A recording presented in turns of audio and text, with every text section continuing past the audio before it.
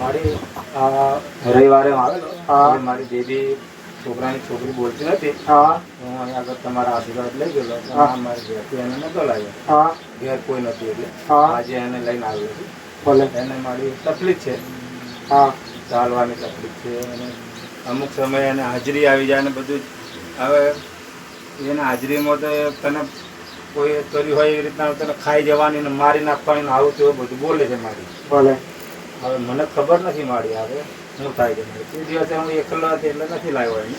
મારી બેબીને એટલો લઈને આવેલો અને છોકરાને લઈને આવેલો. મારી ઘણી તકલીફમાં છે આવી. મેટર થઈ ગયેલી તે વખતે? હા, એટલે એની વાત નથી કરી મેં. ખાલી છોકરીની જ વાત કરી. હા, છોકરીની વાત કે ના છોકરાનું કીધા દારૂ પેલો પીતો એમ તેમ કરે ને. અને મારી બીજું કે છે ને આ છોકરોને નોકરીમાં હું ઇન્ટરવ્યુ બધા હલાવું કમ્પ્લીટ થઈ જાય પણ અંદરથી કાગળ આવતો નથી HR-માંથી.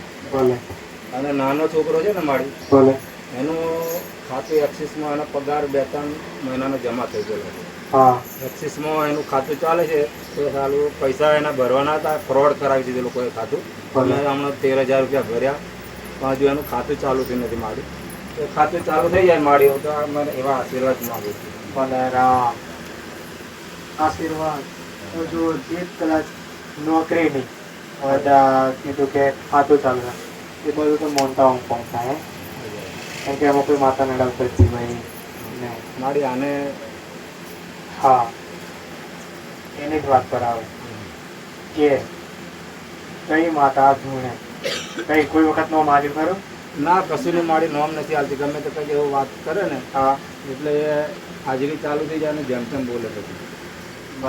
મને કંઈક હેરાન કામ મારવા માંડે ને આમ તેમ કરે. હમણાં કદાચ હાજરી આવે ખરી? હા, હાજરી હમણાં ચાલુ.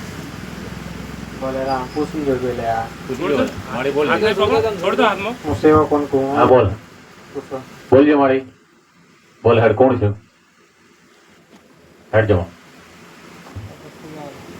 બોલ બોલ. હેડ મોગલી બોલો. હા મોગલી. હા કરું. હતી તમારી માં મોગલી? મારી માસીમાં સાસુ મારી. ખરું.